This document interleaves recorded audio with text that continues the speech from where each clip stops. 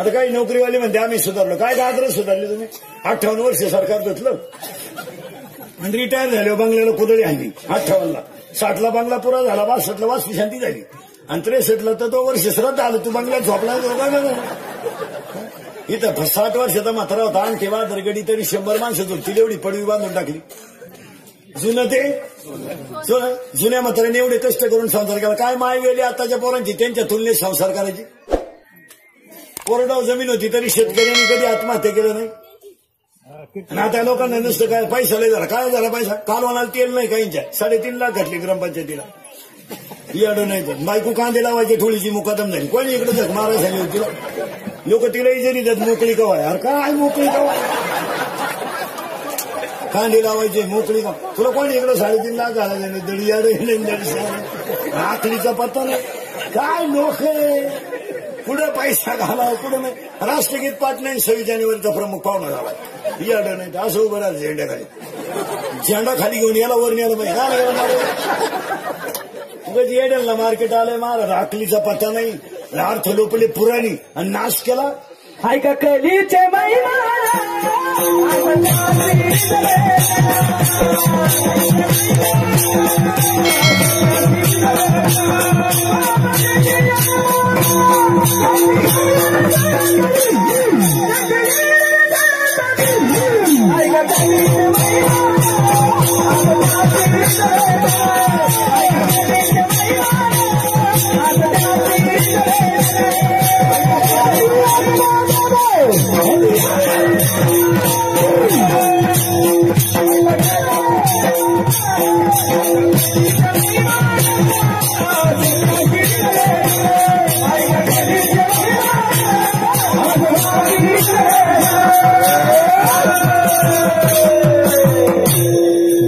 इथं नाचलं पाहिजे.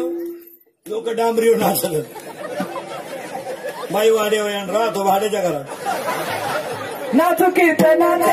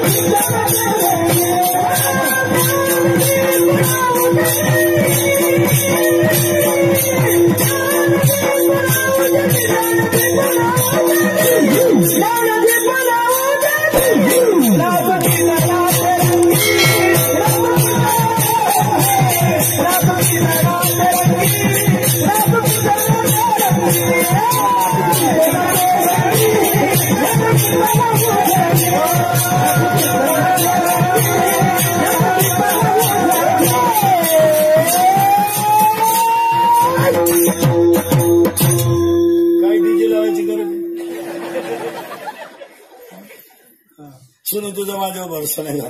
सुनूचा आहे तुझ्या, पण तुझ्या बापाचा नाही तेव्हा. इथं नाचता नाचता गळाला देवाचा.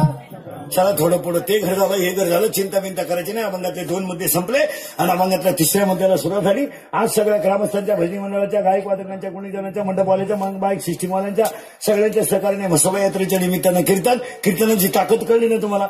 ऊन सुद्धा कमी झालं. नाही तर तुम्हाला केवढी काळजी असेल. 4ला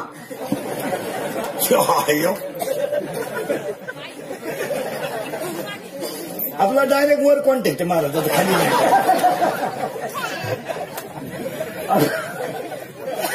डायरेक्ट वरच्याला माहिती इंद्रिकडचं कीर्तन आहे का एवढ्या सावलीत लोकांना. या टायमाला ऊन राहते ना, कशी गोष्ट ही कीर्तनाची ताकद आहे महाराज. आणि म्हसोबा यात्रेच्या उत्सवाच्या कार्यक्रमाचे गायक वादक गुणीजन सगळ्यांना धन्यवाद. ग्रामस्थांना, भजनी मंडळाला, वर्गणी देणाऱ्याला, कीर्तनाला येणाऱ्याला, कीर्तन ऐकणाऱ्यांना सगळ्यांना, गायक वादक गुणीजन, मंडपवाले, माझी सिस्टीमवाले सगळ्यांना धन्यवाद. आणि म्हसोबा यात्रेच्या कीर्तनाला सुरुवात करण्यापूर्वी आपण 5 गोष्टी देवाकडे मागू आणि अभंगाला सुरुवात करू. हे देवा पंढरका माय बापा पंढरनाथ, शेतकरी वर्ग सुखी होऊ दे, हिंदू धर्माचं दैवत गाय वाचू दे, हिंदू धर्म टिकू दे, वारकरी संप्रदायाची पताका चंद्र सूर्य आहे तोपर्यंत फडकत राहू दे आणि प्रत्येकाच्या गालावर हसू राहू दे, एवढी ईश्वरची प्रार्थना. आणि अभंगाला सुरुवात. देवा तुम्हाला गरीब केलं तरी चालेल, काय फरक पडणार नाही. देवा तुम्हाला झोपडीत जन्माला घातलं तरी चालेल, काय फरक पडणार नाही. खरं सांगू देवा तुला, एक दिवस माझ्या अंगाला कपडे नसले तरी चालतील देवा, एक दिवस 8 दिवस माझ्या पायाला चप्पल नसली तरी चालेल देवा, आणि एक दिवस माझ्या पोटाला अन्न नसलं तरी चालेल देवा, पण माझ्या घरातून 2 गोष्टी कधी नेऊ नको देवा. एक, माझ्या गालावरचे हसू नेऊ नको आणि माझ्या घरातलं समाधान नेऊ नको. सगळं गेला तरी चालेल, कारण मला माहितीये देवा, जिथं समाधान आहे तिथं तूच आहे. कारण जिथं समाधान आहे तिथं देव आहे. पुरावा 9वा अध्याय. मी वैकुंठी नसे, एक वेळ भानुबिंब न दिसे. जिथं समाधान आहे तिथं मीच आहे. देवा मला बाकीचं काही नको. आणि जिथं समाधान असलं तरच तिथं देव आहे. आणि आज लोकांकडे सगळं आहे, समाधान नाही. द्या उत्तर बसलेली माणसं. करगळीने डोंगर उचलणं अवघड का पंक्तीतली पत्रवळी उचलणं अवघड?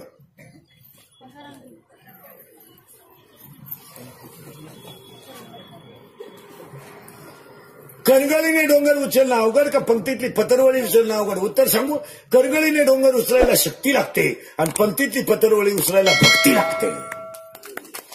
आज लोकांकडे शक्ती आहे, भक्ती नाही. पैशाला ऊत आला, ऊत ऊत.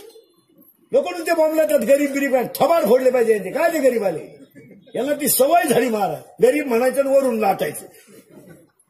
ही गरीब म्हणायचं घ्या एअर फुकाट, गरीब म्हणायचं घ्या मोटर फुकाट आणि का पाईप आणि हाना कॉटली. ही सवय लागली महाराज. ज्याला हात पाय कान नाक डोळे नाही तो खरा गरीब. काय मध्ये तुमचं बोला. त्याला करोडो रुपयाचे शरीर देवाने फुकट देणं, त्याला काय गरीब म्हणत आहे? आज 11 वाजता माणूस कामाला गेला तर 5 वाजता 500 रुपये घेऊन येतोय महाराज. दुपारी 2 तास गॅप घेऊन 2 तास झोपत येतो. मजुरीला जाणार आणि चांगल्या बागायतदाराला याजन पैसे दिलेत. बागायतदाराकडे काय वांग आहे? ते आपलं कडक कपडे घाली, त्यांनी 1.5 लाखाची वाट पाहते. त्याच्याकडे काय गाजर?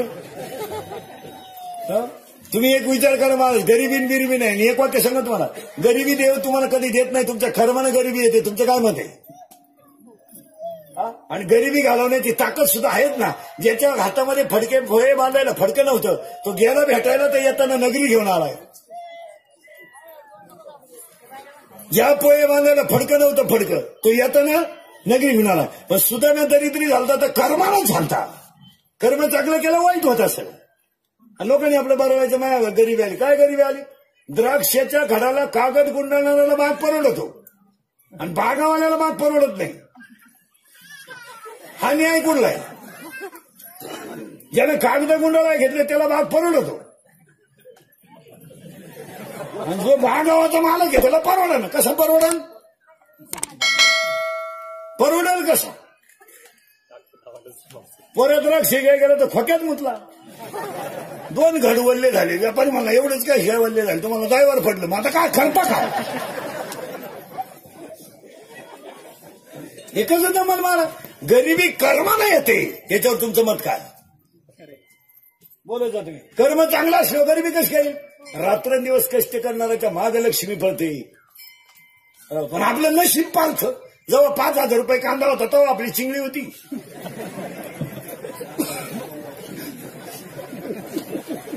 1500 रुपये झाला तर आपला फुगला.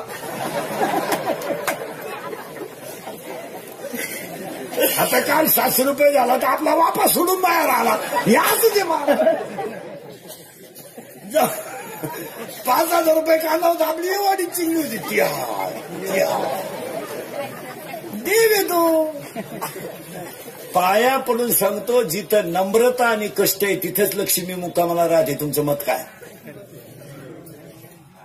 आज लोकांकडे पैसा आल्यामुळे नम्रता राहिली नाही. उतटून गेले लोक. धर्म नाही काय नाही, पैशाला उत आलाय. 10 आलाय का मानत्या समाजात. मग लढा कसं बी. अरे पुरीचं लगीन एकादशीला करू नको. होऊन जाईल. जावायची येडं निघलं तुला जर उत्तर आलाय. अरे ऐकायचं नाही, कधी धर्म पाळायचा नाही. ही सगळी गमेंड नडती. काय नडती? गमेंड. थोडासा पैसा आहे, समाज थोडा मानतोय आणि त्या गमेंडीत डुलायचं.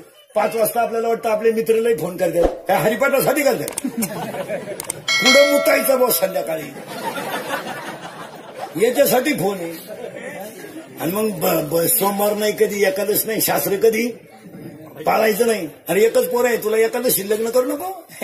होऊन जाईल. रविवार आहे आणि स्वतः जवळजवळ सगळं झालंय. ज्यांना एकादश नाही त्यांना गुलाबजामू करू, आहे त्यांना खिचडी करू. पण केलंच त्यानं 15,000ची लाइटिंग लावली घराव, 10,000ची दारू आणली बेवड्यांना, 22,000चे फेटे आणले येड्यांना. ज्याची पोरगी पळून गेली त्याचे आशीर्वाद आपल्या पोरीला, याचीच सापडलं. उरफाट्या बावलीच्या सोनाला सोनं केलं 13 तोळे, येडबड बायला लुगडी घेतली 1.5 लाखाची, 5 लाखाला ठोकून घेतली आणि सुनच गरोदर निघली. हाती काय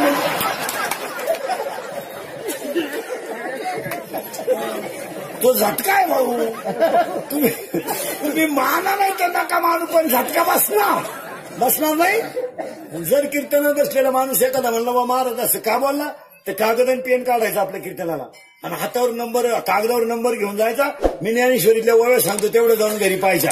16वा अध्याय काढायचा, 24वा श्लोक काढायचा आणि एकूण 60 नंबरची ओवी काढायची. शास्त्र म्हणेल ते सांडावेन राज्यही तृण मानावे. वसंत ऋतू आलाय म्हणले आंब्याला बर येणार, शास्त्र आहे. पुरावा 13वा अध्यायातला वसंताचे रिजवणे झाडाचे सांजेपणे.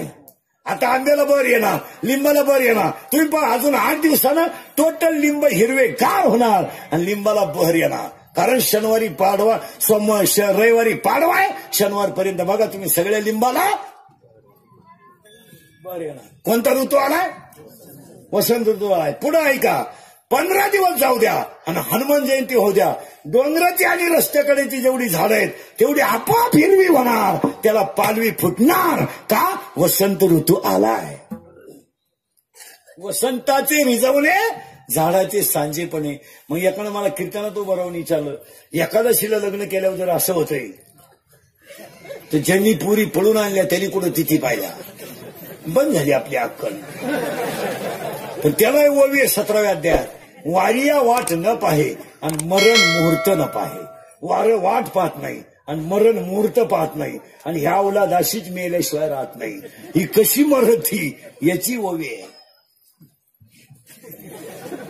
काळा 3रा अध्याय आणि काळा 200 नंबरची ओवी. पतंगा दीप्ती आलिंगन आणि तया अचूक मरण. किडा दिव्यावर गेला का मेलाच. बसलेल्या कोणत्या पोऱ्यानं मला सांगावं, मी पोरगी पळून आणलेले, माझा संसार चांगला आहे, लग्नाचे अख्खे पैसे भरून देईन. रोग घे शंभड्या, रोग द्यायला काय हरकत आहे, त्या लग्नाला खर्चच नाही. हसले द्यायला येणे का?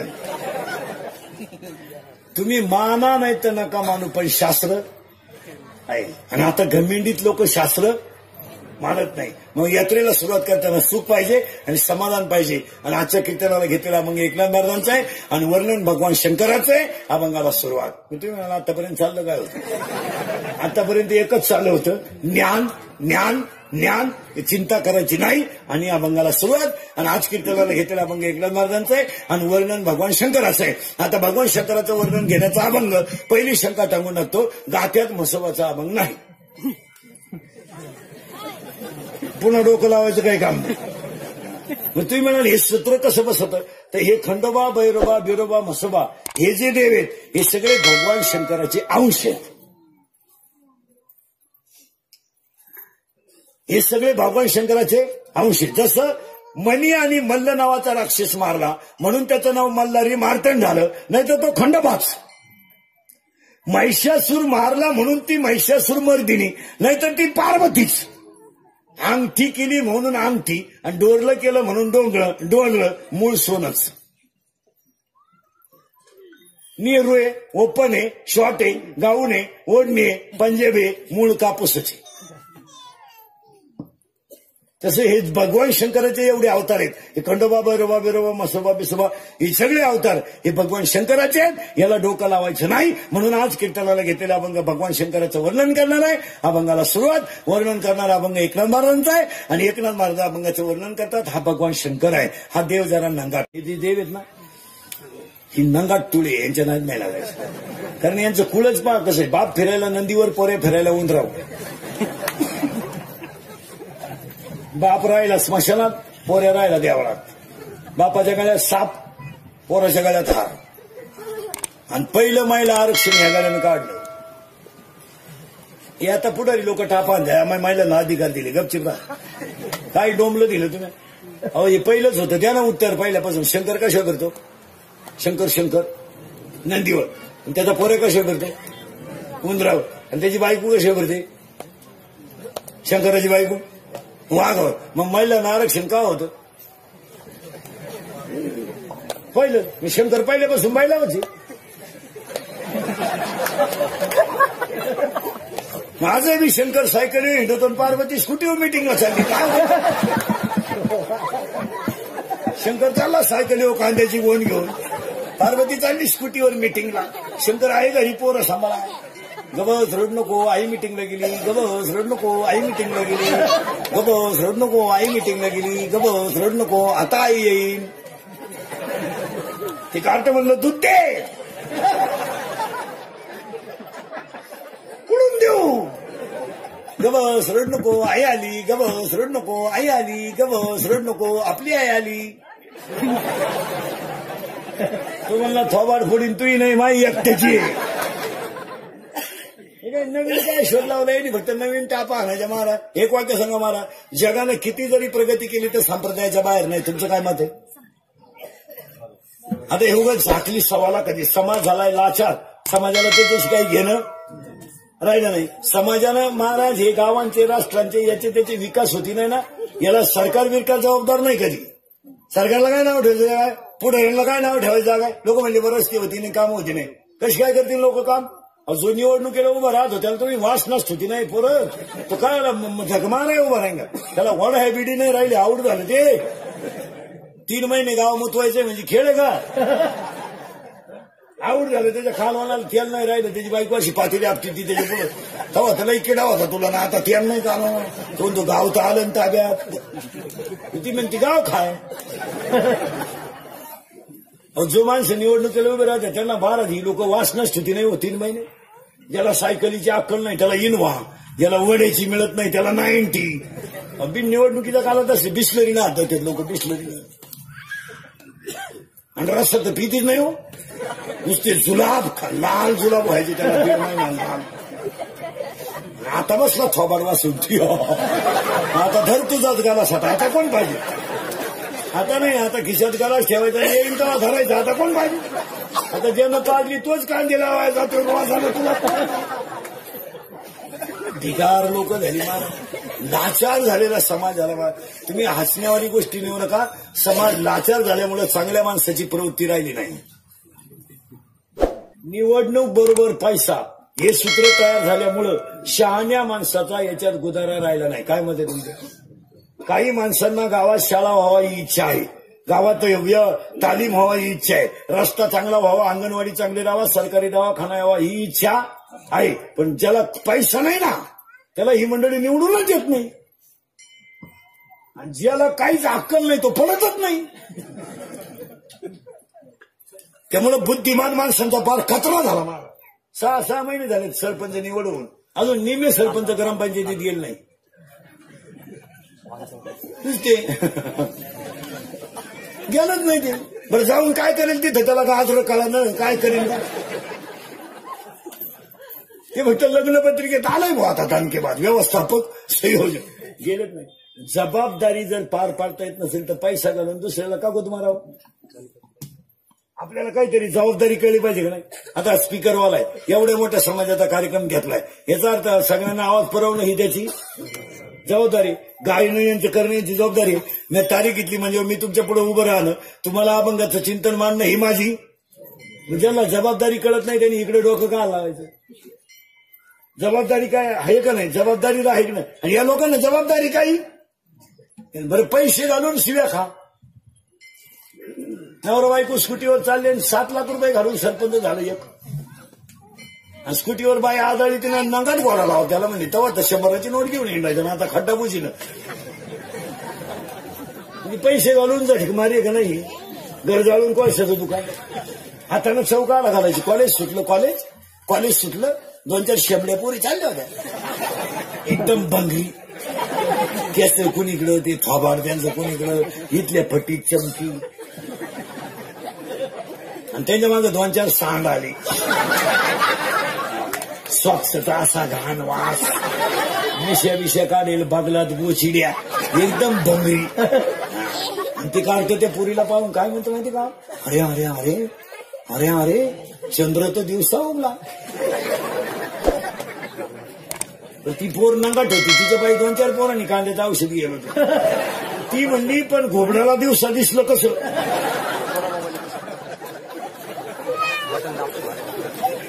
हे कुठाने सांगितलं कोणी तुम्हाला मारा. अरे आपुले आपण करा. मस्तपैकी संसार चांगला करायचा, मस्तपैकी जगायचं, राहायचं तरी किती. आणि काय समाजाची सेवा करून समाज देणार आहे तुम्हाला? काय देणार आहे? ज्यांनी 400 एकर जमीन लोकांना दिली त्यांच्या भाकरी लोकांनी बंद केली तर तुम्ही कोण? 400 एकर जमीन तुकोबारायला लोकांना दान केली, ती लोकांनी भिक्षा वाढायचं बंद केलं, तुकोबारायला तुम्ही कोण? कोण तुम्ही? तुम्ही फक्त 1.5 महिना पाजली गावाला, एवढेच उपकार आहे ना. तुम्ही सप्त्याला कधी 11,000ची पावती फाडली? तुम्ही फक्त गावातले तरुण पोरं कामाला लावले. तुम्ही तरी काय कुठं प्रगती केली? 17-18 वर्षाचे वळू प्यायला शिकवले, तुमचा सीझन काढून घेतला, त्यांच्या संसाराच्या बरबादीला तुम्हाला काय घेणं? तुम्ही झाले मोकळे, ते झाले बेवडे. तुमचं काय केलं? तुम्ही 1.5 महिना त्यांना फुल टाईट केलं, रसा बिसा पाजला, मुतावले बितावले, तुमची बटणं दाबून घेतली, त्यांच्या बाया त्यांच्या विधवा झाल्या बायका तरुणपणात. तुमचं काय केलं? तुम्ही वरून सांगितलं आपण आल्यापासून गावचा विकास झाला. हाच झाला. 15 पोरं मेली आणि 16 बाया विधवा झाल्या. हाच विकास केला तुम्ही. आपलं कीर्तन ऐकल्यावर सुधरत नाही 2-4 दिवस माणसाला. काय बधीर होत होते, बधीर. एकटंच हसत घरी गेलं. पण ध्यानात ठेवा महाराज, ही सगळी फळं भोगावं लागतात. आणि मग ही राजकारणातली माणसं म्हातारी झाल्यावर येडी होती महाराज. अशी इंडा त्या गावात सुको कोण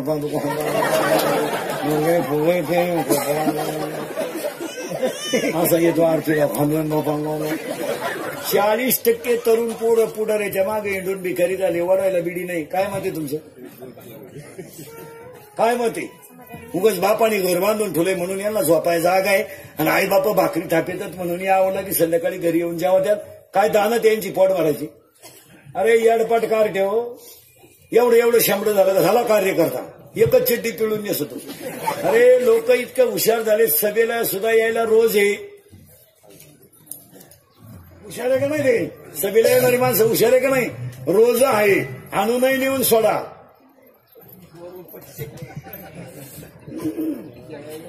जेवण आहे, देऊन आणूनही सोडा. वरून रोज आहे. आणि काम काय आहे का?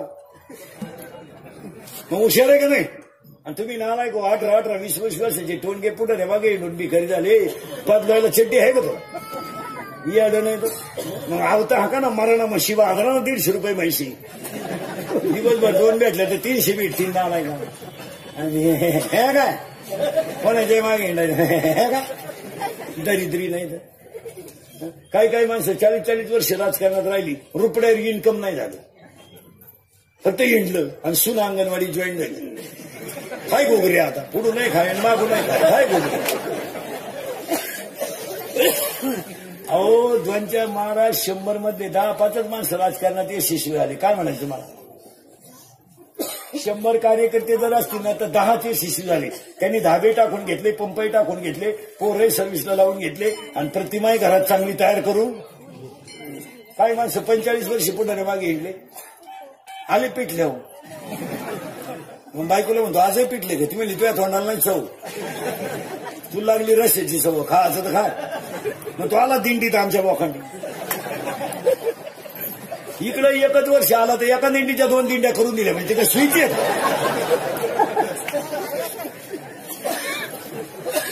दिंड्यावाल्यांचे लय हाल झाले. अजून 1-2 वर्ष थांबा महाराज. दिंडीवाल्याला एकट्याला झेंडा घेऊन जावं लागेल. लोकच नाही. दिंड्या झाल्या मोकार, महाराज झाले बेसुमार. एखाद्याचं पटलं नाही का सेपरेट दिंडी. एखाद्यानं तर म्हणलं नाही ही चाल नंतर म्हण, मला म्हण ना दिंडी गेली उडत दुसरी दिंडी. 40% तरुण पोरं पुढारीच्या मागे इंडून भिकारी झाले महाराज. एवढे अवलादी आहेत. 9वीचं क्वार्टर आणते, क्वार्टर 9वीचं असं एवढे टाईट पाहते बापा कसं. ती बापालाच म्हणते तुझं नाही, तुझं नाही, मी तुझं तुझ्यातून माझा तेवढा फरक कसा. त्याचा बाप म्हणला आता मी म्हणतोय बा माझा आहे म्हणून. विचार तुझ्या आईला आता आम्ही दोघं सोडून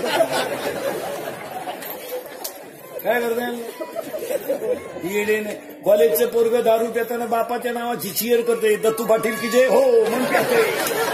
आणि केल्यावर एकमेकाला बापाच्या नावानं का म्हणतात, हे दत्त्या, हे भिक्या, हे सख्या, हे भामण्या, तुझ्याची कमी. तसं नाहीये भाऊ. तासाच्या बाहेर पडलेलं बी कोळपायला तकलीफ करतं. हे फटकावले पाहिजे महाराज. एका तसा राहिला नाही आता. या अवलादी आता 12वीचे टोनगे मोकळे झालेत परदेशी. 14 लाख होते यंदा 12वीला. सांड सुटले 14 लाख.